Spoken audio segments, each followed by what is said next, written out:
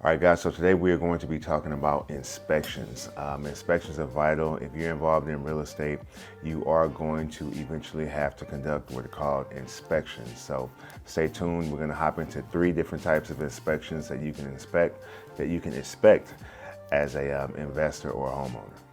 All right, guys, hey, welcome back to my channel. I am John. As discussed, we are going to be talking about 3 different types of inspections that you can expect to come across whenever you're renovating a property, or you just moved into a property, you just bought a property.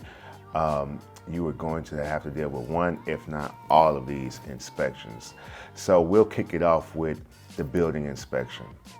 This is a private inspection.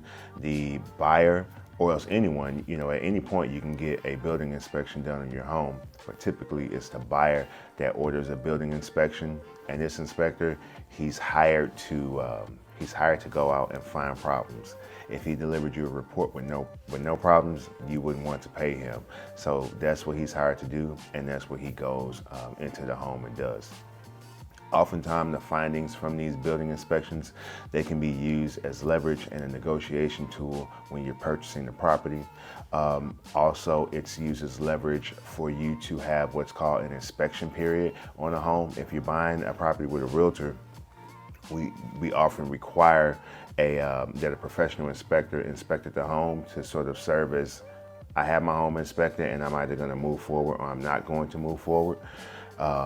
So you can send that report to them, or else you can send over what's called an inspection notice, or you will have your realtor send over an inspection notice saying that you're going to either move forward with the purchase or you're going to pull out, or else you may have some repairs that you want them to conduct before you'll move forward with purchasing the property. So us, with the business that I work with, oftentimes with the building inspection, we don't do every single thing inside the building inspection. We'll pull out some of the important items, some of the safety items, and we'll include that in our scope of work. So when you get this inspection, it's for knowledge to know, hey, with these defects that the inspector just pointed out to me, am I comfortable? Do I still have the bandwidth?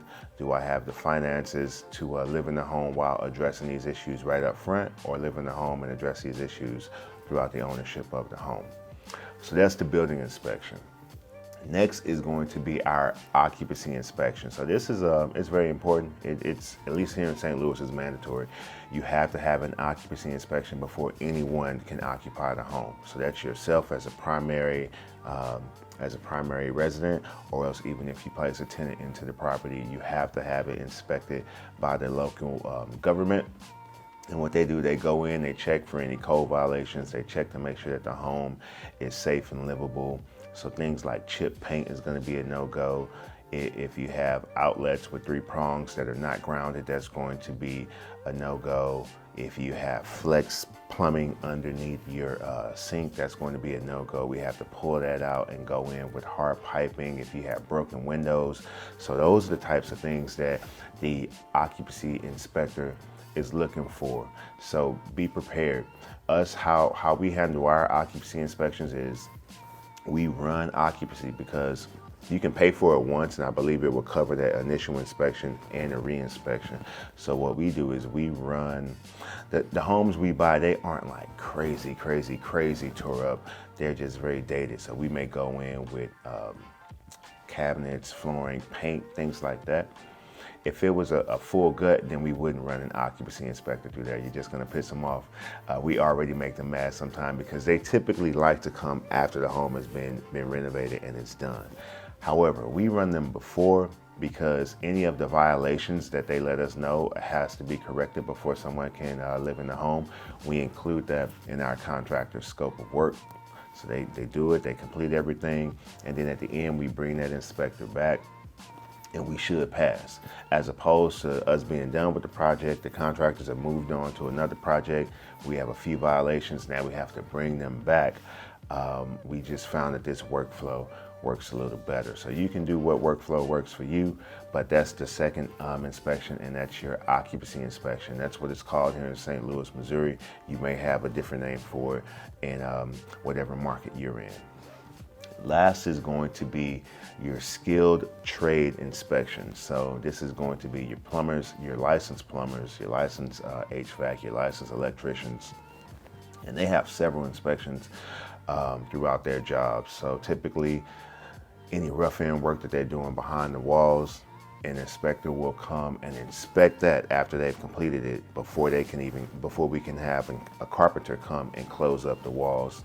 And then they'll have, once everything is done, the fixtures have been placed, they'll have the final inspection, and that's when the inspector will come back and he will pass it. These inspections are very important, okay? Here's a couple reasons why. You want to make sure that these permits are closed out and they're not left open. Sometimes if something happened, the plumber or the electrician don't come back to the job, that permit is just open. And ownership also may change while that permit is open. You get the property as a new owner, you have some plumbing work that you need to do. Your plumber goes to try to pull a permit and he can't because there's an open permit. So now we have to figure out where this plumber left off, the previous plumber left off.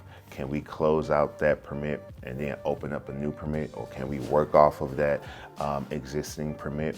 However, it just creates red tape as opposed to making sure that the plumber that's assigned or that opened the permit closes out the permit as well. So you want to keep an eye out for that when you're purchasing properties, that the permits have been closed out. Also, these are very important. You don't want to have to worry about, if you're doing unpermitted work, looking over your shoulder or making sure. We've had sites shut down as well, to where if we were working without a permit, the inspector, they come, or you never know, your neighbors, anybody. Your neighbors can call the city on you. Hey, there's guys over there working, they don't have a permit. Now the city comes knocking on your door and they'll shut you down until you go and get a permit. So that's very important as well. And lastly, with the occupancy inspection, is this can, not with the occupancy inspection, but with the skilled trade inspections, is this can be used as leverage as well when you're selling a property. So this puts your buyers at ease, knowing that the work in the home was done under a permit and it was okay by the county. So quick video. Those are 3 inspections that at some point you can expect to encounter, and that's the building inspection, very important to get those, your occupancy inspection, and then your skilled trade inspections as well.